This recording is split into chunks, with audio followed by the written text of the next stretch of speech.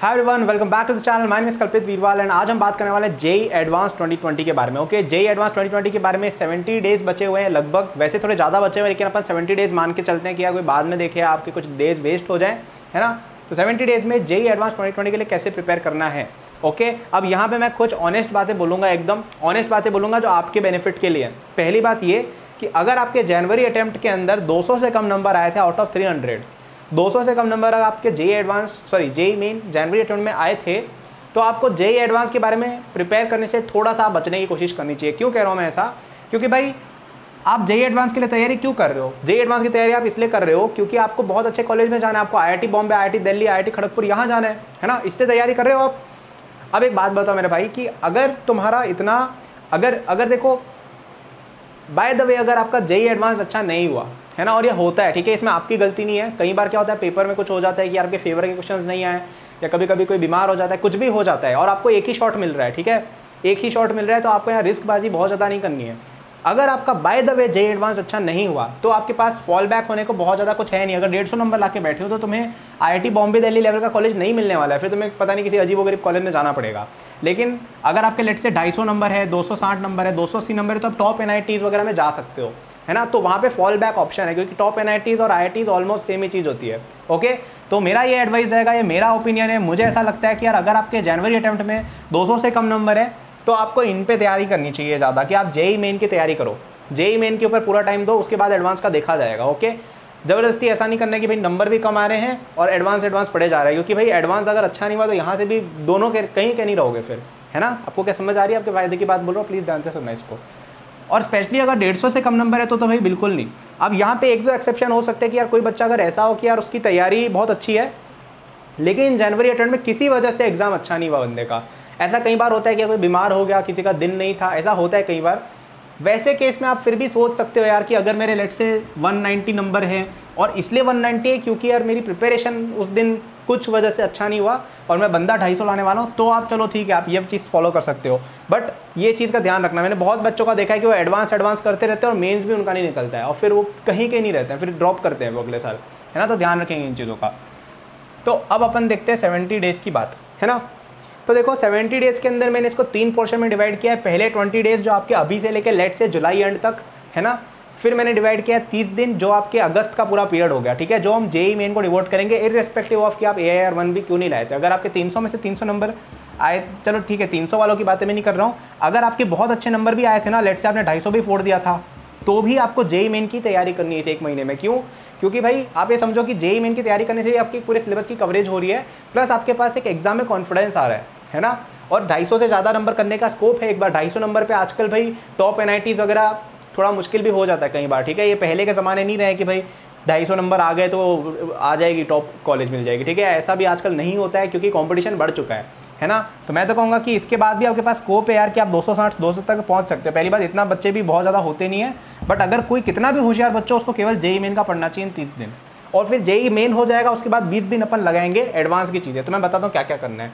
तो देखो, पहले के 20 दिन आपको ये ट्राई करना है कि आप अपने वीक पॉइंट जो है from advance point of view वो फिक्स करो। अब ये मैं क्यों बोल रहा हूँ, क्योंकि देखो ये मैं अज्यूम कर रहा हूँ ये वीडियो वो बच्चा देख रहा है जिसको मेंस लेवल तक सब कुछ आता है। ओके, तो आप क्या करो, 20 दिन बैठ के अपने वीक पॉइंट फिक्स करो। मतलब जो टॉपिक ऐसे हैं कि आपके एडवांस लेवल तक तैयार नहीं है, कि यार आपको कुछ थोड़ा बहुत ही आता है, कि यार ज़्यादा कुछ नहीं आता है आपको, लेट से मेंस लेवल तक आप कर लेते हो, एनसीईआरटी पढ़े हुए या कुछ इस तरह का, लेट से आपको रोटेशन में सिंपल क्वेश्चन कर लेते हो लेकिन आप इरोडो के क्वेश्चन नहीं लगा पाते हो, या आप HC वर्मा के एंडिंग वाले क्वेश्चन नहीं लगा पाते, या जेई एडवांस के अंदर जो कॉन्सेप्चुअल क्वेश्चन आते हैं ना वो आपसे नहीं होते हैं। इसका मतलब कहीं ना कहीं ये है कि आपकी एडवांस लेवल की तैयारी नहीं है। तो वहाँ पे आप इंपॉर्टेंट टॉपिक्स पिक करो और इन 20 दिन उनको फिक्स कर डालो। ये आपको जेई मेन में भी काम आएगा क्योंकि आपके वो टॉपिक्स रिकवर हो रहे हैं। ओके, तो अब यहाँ पे अपन ये मानेंगे कि यार इस पॉइंट तक अपनी यार ऐसा हो गया कि अपने ऑलमोस्ट सारे टॉपिक्स एडवांस लेवल तक थोड़े थोड़े पढ़ लिए हैं। ओके, एंड अगेन यहाँ पे मैं उस बच्चे की बात कर रहा हूँ जो 200 नंबर तो इजीली लेके आ सकता है जेई मेन में बिना कुछ पढ़े, ठीक है। मतलब बैठ के गया, आज भी जेई मेन दे दो तो 200 नंबर आ जाए, ऐसा बच्चे के लिए बोल रहा हूँ ये मैं। अब बात करते हैं आगे अपन। तो अब ये 30 दिन आपको केवल जेई मेन को डिनोट करना है और कुछ भी नहीं करना है, कुछ भी नहीं करना है। और क्योंकि इससे क्या है, तुम्हारा एक तो ये स्कोर थोड़ा बूस्ट होगा, तो तुम्हारी एक गारंटी आएगी कि यार अपन चलो आईआईटी बॉम्बे भी नहीं गए तो एटलीस्ट अपन एनआईटी में टॉप जगह पे CS ले ली, वो भी बहुत अच्छी होती है ना, वो भी बहुत अच्छी होती है। तो आपको एक बार उस चीज़ की गारंटी यहाँ मिल जाएगी। प्लस आपके क्या बेसिक कॉन्सेप्ट्स एक बार वापस से रिवाइज हो जाएंगे, बेसिक कॉन्सेप्ट वापस से रिवाइज हो जाएंगे जो एडवांस में फिर से काम आते हैं, क्योंकि एडवांस में ऐसा नहीं कि सब कुछ टफ ही आता है, सिंपल चीज़ें भी आती है। क्या आपको समझ में आ रहा है यहाँ तक? अब बात करते हैं पर नेक्स्ट 20 डेज, तो जेईई मेन हो जाएगा। अब जेईई मेन में अच्छा परफॉर्म करने का फ़ायदा मैं बताता हूँ कि कॉन्फिडेंस मिलता है।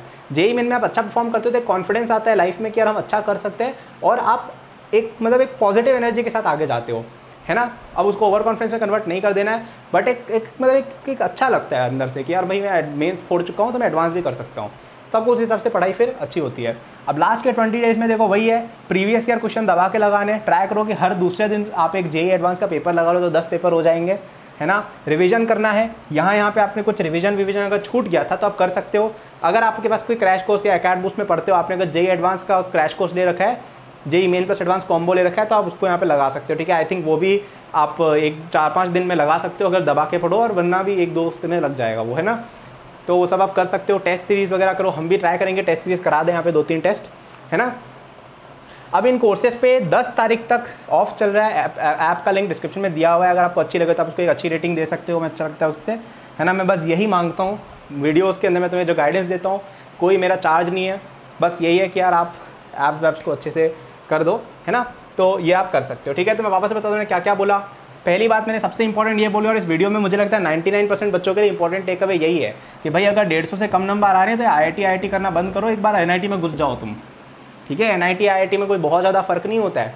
हाँ, आईआईटी बॉम्बे सीएस में और एनआईटी की लेट से मैकेनिकल में ऑफकोर्स फ़र्क होता है, बट एनआईटी की टॉप एनआईटी की सीएस और मीडियोकर आईआईटी या न्यूअर आईआईटी की सीएस ऑलमोस्ट सेम ही चीज़ होती है, ठीक है। जैसे तुम समझ रहे हो, अब IIT Bombay CS, Delhi CS, वो तो चले एक अलग बात हो गई, बट कुल मिला के ऐसा है कि अगर आप एनआईटी के अंदर टॉप कॉलेज के अंदर टॉप सीएस लेते हो ना, it is almost equivalent to आप आईआईटी के अंदर सीएस करो, ऑलमोस्ट वही बात है, ठीक है। बस थोड़ा आईआईटी टैग होता है वो एक बात है, बाकी कोई फ़र्क नहीं इतना, है ना। तो भाई ये बच्चे बहुत ज़्यादा मत जाना इन चीज़ों के पीछे, तुम दोनों से हाथ पैर खोदोगे। और ये हर साल होता है, हर साल होता है, हमारे पास हर साल ऐसे मैसेज आते हैं कि भैया मैं तो आईआईटी के लिए तैयारी कर रहा था, मेरा मेंस अच्छा नहीं हुआ, अब क्या करूँ, अब क्या करूँ, ड्रॉप करना पड़ेगा भाई, और क्या करोगे, है ना।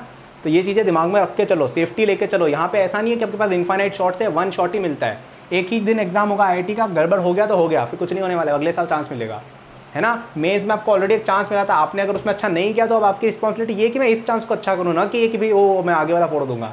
पहले अपना बैकअप तैयार करो फिर आगे बढ़ो, है ना। और अगर आप अच्छे स्टूडेंट हो कि यार 200 से ज़्यादा नंबर तो आपके जनवरी अटेम्प्ट में ही आए थे, आपको पूरा कॉन्फिडेंस है कि मैं अगर आज भी जेईई मेन सितंबर अटेम्प्ट दूंगा मेरे 200-250 आराम से आ जाएंगे, तब आप अगले 20 दिन अपने weak point from advance point of view fix कर सकते हो, ठीक है। फिर आपको केवल मेंस पे ही फोकस करना है, और लास्ट के 20 डेज में ये सब आप कर सकते हो, ओके। बाकी बच्चे मेंस पे फोकस करो भाई, इधर उधर मत जाओ। मेंस के लिए आपको मैंने बता रखी है, वीडियो बना रखी है, क्या बोला था मैंने मेंस के लिए कि पहले के लेट से 30 डेज आपको अपने कॉन्सेप्ट्स स्ट्रॉन्ग करने, कॉन्सेप्ट्स का रिवीजन करना है, जिसमें बैकलॉग क्लियर करनी हो गई और आपको प्रैक्टिस हो गई। उसके बाद लास्ट के 20 डेज पीवाईक्यू, एनसीईआरटी और रिवीजन करना है, ठीक है। बता रखा है, वीडियो आप वापस से देख सकते हो किसको देखनी हो तो। कोर्सेज पे 10 जुलाई तक ऑफ है, हैवी डिस्काउंट है। आपको जेईई मेन कॉम्बो केवल 69 में मिल रहा है, और एडवांस प्लस मेन कॉम्बो 9999 में मिल रहा है।